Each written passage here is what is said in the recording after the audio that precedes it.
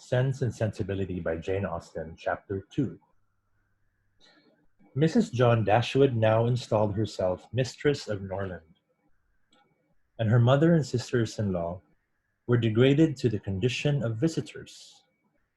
As such, however, they were treated by her with quiet civility, and by her husband with as much kindness as he could feel towards anybody beyond himself, his wife, and their child.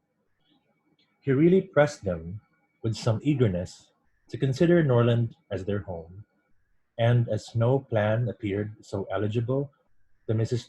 Dashwood as remaining there till she could accommodate herself with a house in the neighborhood, his invitation was accepted. A continuance in a place where everything reminded her of former delight was exactly what suited her mind. In seasons of cheerfulness, no temper could be more cheerful than hers, or possess in a greater degree that sanguine expectation of happiness which is happiness itself. But in sorrow she must be equally carried away by her fancy, and as far beyond consolation as in pleasure she was beyond alloy. Mrs. John Dashwood did not at all approve of what her husband intended to do for his sisters. To take £3,000 from the fortune of their dear little boy would be impoverishing him to the most dreadful degree. She begged him to think again on the subject.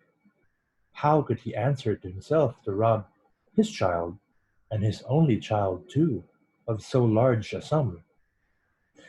And what possible claim could the Miss Dashwoods, who were related to him only by half-blood, which she considered as no relationship at all, have on his generosity to so large an amount? It was very well known that no affection was ever supposed to exist between the children of any man by different marriages. And why was he to ruin himself and their poor little Henry or Harry by giving away all his money to his half-sisters? "It was my father's last request to me," replied her husband, "that I should assist his widow and daughters. He did not know what he was talking of, I dare say.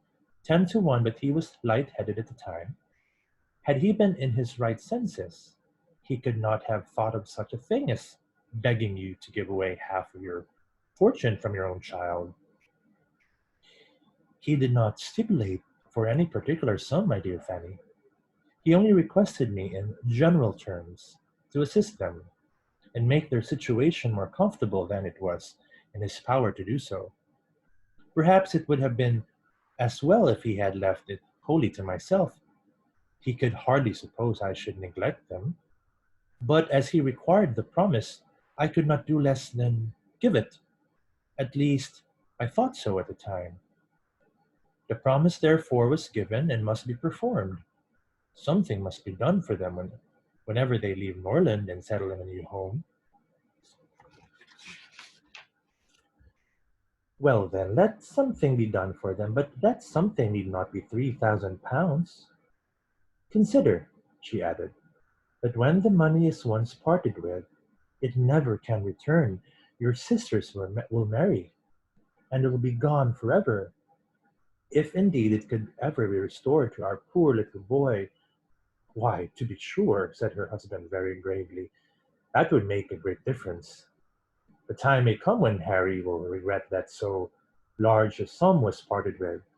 If he should have a numerous family, for instance, it would be a very convenient addition." "To be sure it would." "Perhaps then it would be better for all parties if the sum were diminished one half. £500 would be a prodigious increase to their fortunes." "Oh, beyond anything great. What brother on earth would do half so much for his sisters, even if really his sisters? And as it is only half-blood, but you have such a generous spirit." "I would not wish to do anything mean," he replied. "One had rather on such occasions do too much than too little. No one, at least, can think I have not done enough for them. Even themselves, they can hardly expect more. There is no knowing what they might They may expect, said the lady, but we are not to think of their expectations. The question is what you can afford to do so. To do. Certainly, and I think I may afford to give them £500 apiece. As it is, without any addition of mine, they will each have above £3,000 on their mother's death. A very comfortable fortune for any young woman. To be sure it is. And indeed, it strikes me that they can want no addition at all. They'll have £10,000 divided amongst them. If they marry, they will be sure of doing well, and if they do not, they may all live very comfortably together on the interest of £10,000. That is very true. And therefore, I do not know whether, upon the whole, it would not be more advisable to do something for their mother while she lives rather than for them. Something of the annuity kind, I mean. My sisters would feel the good effects of it as well as herself. 100 a year would make them all perfectly comfortable. His wife hesitated a moment, a little, however, in giving her consent to this plan. To be sure, said she, it is better than parting with £1,500 at once. But then if Mrs. Dashwood should live 15 years, we shall be completely taken in. 15 years! My dear Fanny, her life cannot be more worth half than purchase. Sorry. My dear Fanny, her life cannot be worth half that purchase. Certainly not, but if you observe, people always live forever when there is any annuity to be paid them, and she is not very stout and healthy, and hardly 40. An annuity is a very serious business. It comes over and over every year, and there is no getting rid of it. You're not aware of what you are doing. I have known a great deal of the trouble of annuities, for my mother was flogged with the payment of three to old superannuated servants by my father's will, and it is amazing how disagreeable she found it. Twice every year these annuities were to be paid, and then there was the trouble of getting it to them, and then one of them was said to have died, and afterwards it turned out to be no such thing. My mother was quite sick of it. Her income was not her own, she said, with such perpetual claims on it, and it was the more unkind in my father, because otherwise the money would have been entirely at my mother's disposal, without any restriction whatever. It has given me such an abhorrence of annuities that I am sure I would not pin myself down to the payment of one for all the world.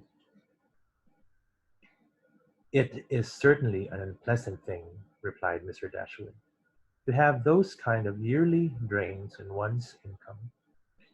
One's fortune, as your mother justly says, is not one's own. To be tied down to the regular payment of such a sum on every rent day is by no means desirable. It takes one's own one it takes away one's independence. Undoubtedly, and after all you have no thanks for it. They think themselves secure, and you do no more than what is expected. It raises no gratitude at all. If I were you, whatever I did should be done at my own discretion entirely. I would not bind myself to allow them anything yearly. It may be very inconvenient some years to spare 100 or even £50 for our own expenses. I believe you are right, my love. It will be better that there should be no annuity in the case. Whatever I may give them occasionally will be of far greater assistance than a yearly allowance, because they would only enlarge their style of living if they felt sure of a large income, and would not be sixpence the richer for it at the end of the year. It will certainly be much the best way. A present of £50 now and then will prevent their ever being distressed for money, and will, I think, be amply discharging my promise to my father. To be sure it will. Indeed, to say the truth, I am convinced, within myself, that your father had no idea of your giving them any money at all. The assistance he thought of, I dare say, was only such as might be reasonably expected of you. For instance, such as looking out for a comfortable small house for them, helping them to move their things and sending them presents of fish and game, and so forth, whenever they are in season. I lay my life that he meant nothing further indeed. It would be very strange and unreasonable if he did. Do but consider, my dear Mr. Dashwood, how excessively comfortable your mother-in-law and her daughters may live on the interest of £7,000, besides the £1,000 belonging to each of the girls, which brings them in £50 a year apiece. And of course, they will pay their mother for their board out of it. Altogether, they will have 500 a year amongst them. And what on earth can four women want for more than that? They will live so cheap. Their housekeeping will be nothing at all. They will have no carriage, no horses, and hardly any servants. They will keep no company can be no and can have no expenses of any kind. Only conceive how comfortable they will be. 500 a year. I am sure I cannot imagine how they will spend half of it. And as to your giving them more, it is quite absurd to think of it. They will be much more able to give you something. Upon my word, said Mr. Dashwood, I believe you are perfectly right. My father certainly could mean nothing more by his request to me than what you say.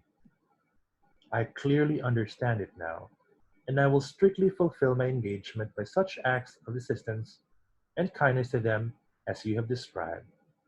When my mother removes into another house, my services shall be readily given to accommodate her as far as I can.